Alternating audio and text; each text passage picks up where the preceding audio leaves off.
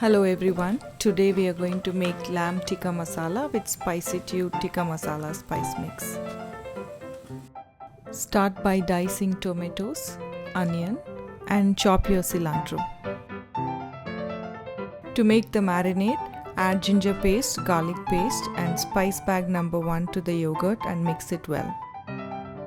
Pour marinade over the lamb, mix thoroughly and let it marinate for at least an hour. Put a pan over medium heat, add oil. Cook the lamb in batches until they're all done. And now to the same pan, add onions, cook them until they are brown, then add tomatoes and spice bag number 2.